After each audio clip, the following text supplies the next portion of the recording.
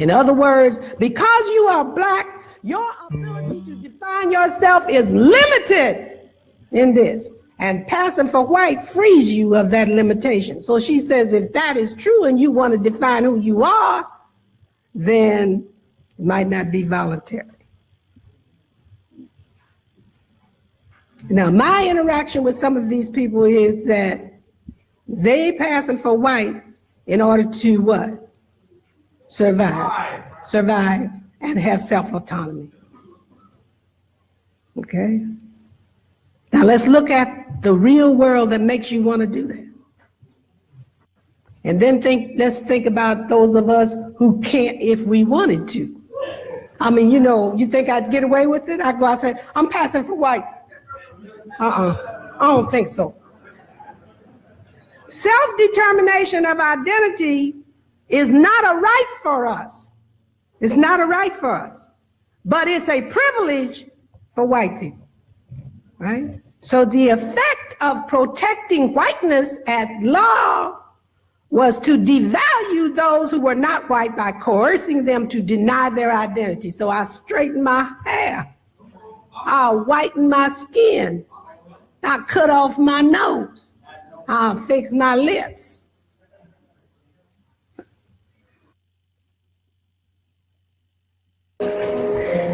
I need some more blind. You think you Caucasian? What? Yeah, you think you Caucasian? You better get. Do you think you Caucasian? Do you think you Caucasian? Why you got some white hair? Oh my goodness, Lord Jesus. This is blonde hair, Mariah. Then why do you have white hair like you think you Caucasian? Mariah, this is blonde hair. Why do you think you Caucasian? Get out of here, Mariah. You think you Caucasian? Move, get out. You don't think you Caucasian. You is brown. You think you Caucasian? Mariah, I know what color I am. You think you Caucasian? No, I do not think I'm Caucasian. You think you Caucasian? I just said no. Well, I think you are. I don't think I'm Caucasian, Mariah. Why do you have white hair? It's blonde hair. It's not white. Why do you have white hair? You was African America. What's you doing white hair? Mariah, you better get out of my face. First of all, it's called African American, not African America. I know what I am. Why is you Caucasian and you think you Caucasian? I don't think I'm Caucasian. Well, why do you have Caucasian hair? Oh. Little girl, you better Caucasian your butt out of my face. I know what color I am. Good evening, everybody. This is the Solution Podcast, and we back for 2018. And yeah, I just wanted to open up the show with because the topic is, I forgot to post it, John, but the topic is who do you think you are? Right? And the reason that's the topic tonight is because I seen a lot of brothers and sisters out there partying and cheering because the Eagles made the Super Bowl, right? And I'm sitting here thinking like, yo, what about your man Kaepernick? And like, why are we, what we celebrating? And let's say everything go according to plan and the Eagles win, and yeah, okay. And what that mean for black people at this stage? Especially what Kaepernick did. He gave up his livelihood, and everybody seemed to forget that. Nobody seems to care about that. So the question becomes, who do we think we are that we can be out there celebrating and carrying on after what the NFL did to the brother and why they did it to the brother, Kaepernick. And this topic even goes deeper than that. Like when the young sister was asking the older sister, do you think you Caucasian? The older sister, she was like, no, I don't think I'm Caucasian. Well, why are you wearing that hair? And then you know what happened? Her brain froze. She had a malfunction. She don't know why she's putting that hair, that other woman's hair in her hair. She don't know why she's doing it. She just want to be down, I guess. I don't know. But straight from the mouths of babes. Like, what you doing it for? What are you watching football for? Why are you out in the street cheering for the Eagles? And mind you, it's just the championship game. It ain't the Super Bowl. Like, calm down. Wait in 2 weeks and then, and then cheer or whatever. But again, what you cheering for? The NFL made a statement that they don't mess with black people. Right? They don't mess with you like that. Well, they don't mess with your cause, whatever your cause is. Like, you can run and catch the ball, but you better not bring awareness to your situation, to your causes. Not on our time. And then we out here like business as usual. And a couple of weeks, like last week, y'all was upset about H&M calling a young boy a monkey. We can't have it both ways. Either we black or we not. So I just want to know who y'all think y'all are. You know what I'm saying? Because I know who I am.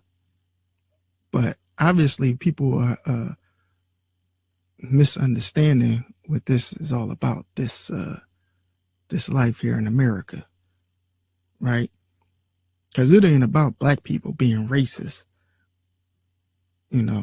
If we were to separate, it ain't about us being racist. It's clear, right, that we not accepted. It's clear we don't have an equal footing, with the way things are now. That's clear. That's obvious. So why are we going to, stand around and take that nonsense? You know what I mean? It's like, when I see black people out here loose, like everything's cool, I just want to know what's on their minds. Like, what are you thinking about that you could be out here loose like this? I heard a couple of dudes out here was shooting their guns and carrying on, all because the Eagles won. I'm like, I don't get it. What? All right, look, I was a football fan. I know this from the bottom of my heart. I was into football way deeper than most of my Facebook friends, especially the females, right? And I know y'all pretending. This is what I know. I'm gonna just speak for y'all. I know you're pretending to like football more than you do. You can't like it that much. You can't like football that much that you would forego your blackness. You can't. Cause it was deep for me. I'd be out in the street playing it. I wanted to be a football player for a while, as a kid. I loved the game. So if I didn't watch a game all season. Now if I can do that, I know you can do it. So why are you not doing it? Why are you out here cheering and carrying on? And Jeffrey Lurie was one of the owners that spoke out against Kaepernick. I mean, Jesus Christ. So the question is, and you don't have to answer me, but ask yourself who you think you are. And what you trying to do? What example you trying to leave to your kids? If it ain't about blackness, if it ain't about culture, what is it about? I know most of y'all gonna say it's about getting that money, it's about economics, but then you don't even know how to get money for real. You go to school, y'all, and then you apply for a job. That ain't how you get money, for real, for real. I mean, that's how you make a living. You might be able to set a house up and be comfortable in your home,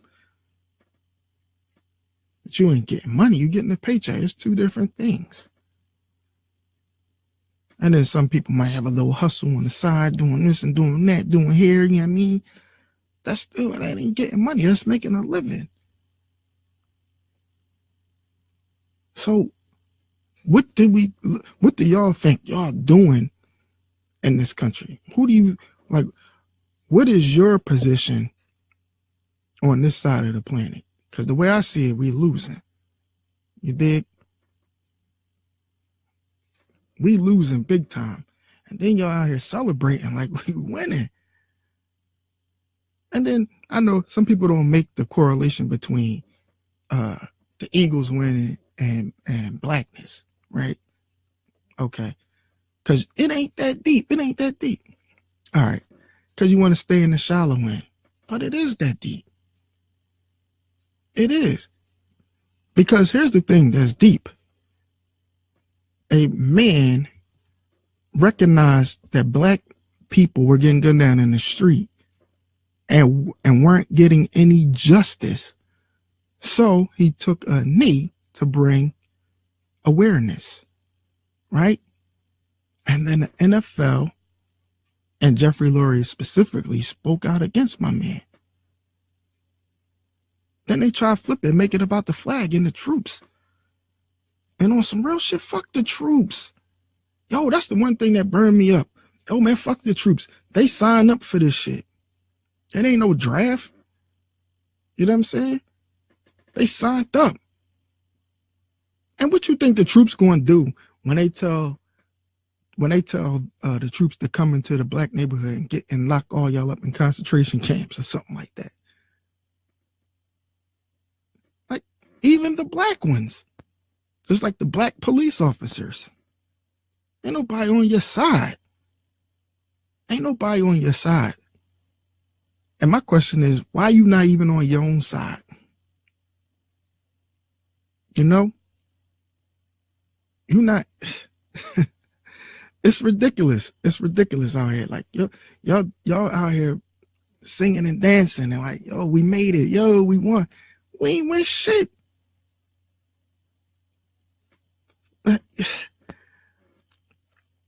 You know, I understand that, you know, as a race, we are downtrodden. And, you know, everybody else looks down on the African, you know, like Donnie Trump called Africa and Haiti shithole countries. And I know you don't want to be affiliated. Like, you want to be like, no, that's them. That's not me. I'm with you guys. You want to be included. That's what the real shit is. And that's sad. And I think everybody has to go through some type of psychoanalysis. First, you got to admit it to yourself, though. You just want to be down with them. Like, you want to be included. And don't think that I'm saying you got to hate white people. You got to hate Asians and Puerto Ricans. Nah, you ain't got to hate nobody. I know I don't. I don't hate anyone. What I'm saying is, why don't you have your own back? Like, this is why other people look down on black people, because black people look down on black people. You're not included. When you gonna get that through your head? So get your own shit. You should have took this opportunity just to, you know, do something else on Sunday. Don't watch the game. And even if you was watching the game, why are you outwardly saying you watching the game? Like, you blatantly saying fuck the cause. I ain't with none of this black shit. It's like, yo, it's so crazy. I'll never understand. You know? So I want black people to understand something straight up. Is that this dynamic between America, the government, and black people in America has not changed since slavery. If you think it has, then you're naive. And you need to do some more analysis on the subject. So if you think slavery is bad, or if you think it was a bad thing, then you should think what's going on now was a bad thing. How you living now is bad. Straight up. Because like a lot of this stuff is goofy. Now, you have to answer to you, just like this lady right here on the YouTube, you're gonna have to answer the tough questions when your grandkids. Because they gonna, blackness and America has a lot of ebbs and flows to it. Like one day the stock market is up, then it's down. And this goes on everything, culture and everything. So black people, will have a racial awakening, and then it'll dissipate, and then we erase Uncle Tom's, and then we'll have a racial awakening again, and then it'll dissipate, and then we Uncle Tom's again, and this goes on and on and on, ebbs and flows. So I would imagine sometime in the future, in the near future, like when your grandkids is 20, 25 years old, they're going to look back on this generation, and Kaepernick is going to come up, and then your grandkids are going to say, yo, did you watch football this season? And then you're going to have to answer. You're going to have to answer that tough question. And then you're going to say, well, yeah, I watched football. And I'm like, why? Why did you watch football? What did you get out of it? See, that's what you got to be prepared for. Your grandkids going to put you through the ringer. Because you don't even know why you're doing it. You're watching football. You can't be that entertained. That's all I'm saying. You can't be that entertained. Because football corny. Let's keep it real. Football ain't corny, but it ain't what it was when it was great.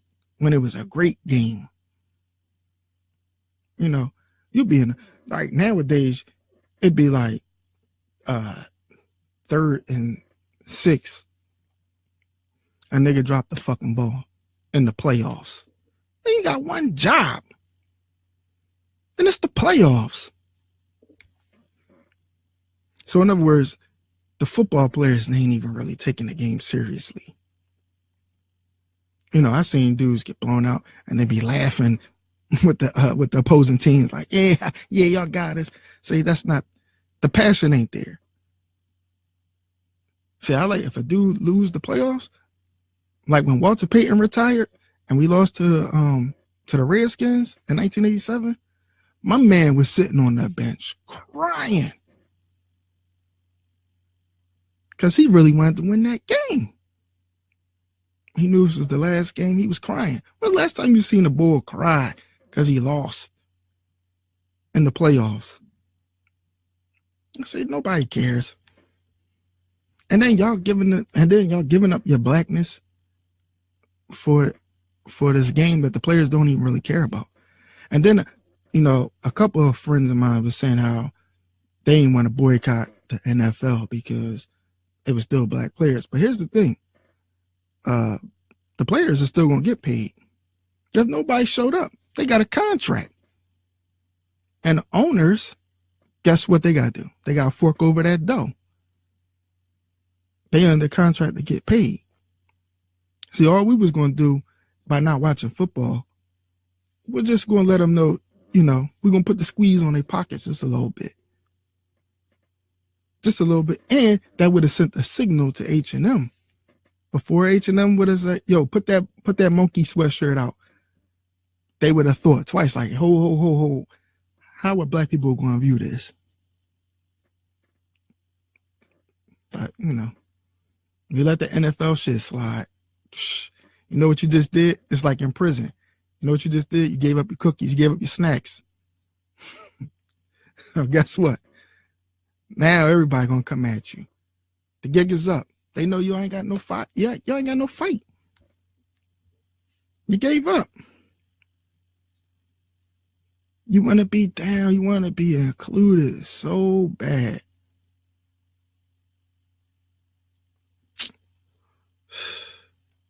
And my question is why? Like for real. After you listen to the podcast, just go in your room, right? and really think about it. Why do you care about the Eagles so much? And why don't you care about Kaepernick? That's a question. That's a question for everybody. Cause shoot, this is ridiculous. You know what I mean? And it's goofy because we shouldn't have to go through this in 2018. You know what I mean? I mean, for real. I mean, look, the cops, they gunning down blacks. The blacks ain't getting no justice. You know, that's been going on since day one. But the thing is, we're not putting an end to it. Like, we have to do that. We can't wait for the government to step in because they're not going to step in. This ain't their to do. This ain't their fight. You know? The question is, what are you going to do for your kids? What you going to do for them so they can control their own destiny in the future? You know what I mean? Because the way it's going is we let anything go. We let anything slide. We don't own no businesses in our community, so they could funnel whatever they want to funnel here. All this bad food and all this, I don't know, outdated stuff. Like, I'll give you an example. I go to the Poppy store around my sister's way, right? I just wanted a Reese cup. So I I opened up the Reese cup, took a bite. I had to spit it out. It was the Reese cup, the peanut butter was like in there powder. Then I thought about it. How old, with all the preservatives that's in candy, how old does this Reese cup have to be for the peanut butter to be dry, like powder? So what happens is, you know, Hershey or whatever, they'll send their product out to Wawa or the white stores or, you know, supermarkets. Then it'll sit on their shelves and to the expiration date, they didn't sell them, they send them back. Then Hershey will probably send them to the gas stations and or the Poppy stores in the black community at a discount.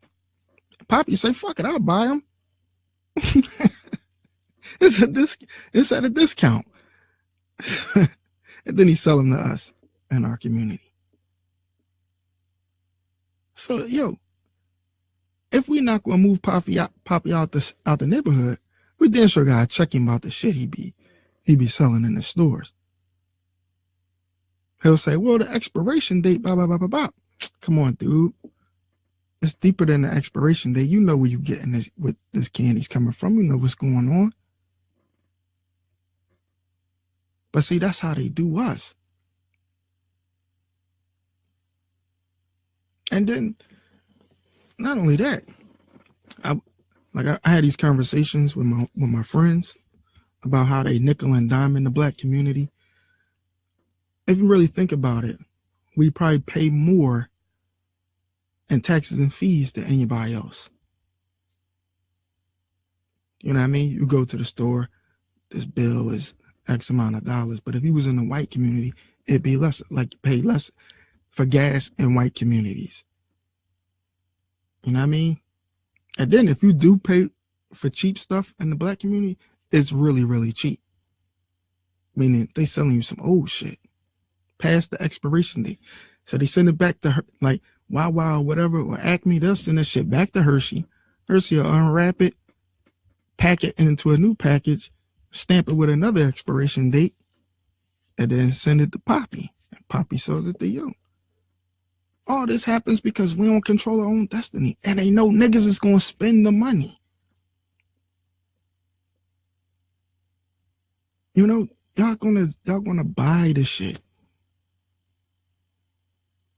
And we not focusing on us. And some of you brothers and sisters out here working good jobs, making good money. Buy us a fucking Chinese, buy us a store. Put some good product in there. You know, instead of buying the Gucci and the Lexus and the Benz, instead of moving out to the suburbs. Some of y'all well-to-do brothers and sisters, y'all should group up, go to the Chinese store, go to the poppy store, like, yo, we want this. And buy it. Then you supply us with employment. Somebody out the neighborhood who want to work the store. You know? You have like 4, you know, you need a security person, then you have 4, just like the poppies do. But they live in the neighborhood. We got to start doing for self, for real, because nobody else gives a shit about us. Nobody cares. And what's sad is that black people don't even care. You dig what I'm saying? Black people don't even. It's a shame, man. So I wanna getting off of that topic. I wanna because I got a couple of things I need to talk about now. So let me just switch it up a little bit. Now, yeah, I had a discussion on somebody else's post, Ruby Red. You know, she's a recurring guest on the podcast, and she had posted something about nice guys. She says, if you are a nice guy and you finish last, it's because of your looks, and she's not attracted. Right? So of course, you know, I disagree with that, because, you know, nice guys finish because they are nice, right? In our community, kindness is not rewarded with more kindness. Most of the time, kindness is rewarded with someone taking advantage, you know. And I think this isn't gender bias. This is like nice girls, they also get taken advantage of too. So if it's just in our community, like this is what we do. Like, you know, if you're nice, they just gonna take advantage of you just because you're nice. That's it. You know what I'm saying? Looks don't have nothing to do with it. A woman will date an ugly dude because he got other stuff going on. So I don't think looks have too much to do with it. Like, if you nice, meaning like if you're the guy who meets a girl straight up and down, straight up, right? You could be good looking, and you flowers and candy, and you pull the chair out and you a real man. Yo, that's cute for the first couple of dates. But if that's your makeup, believe me, dude, it's a wrap. You're gonna get cheated on. You're gonna get the shitty end of this stick. That's what I know.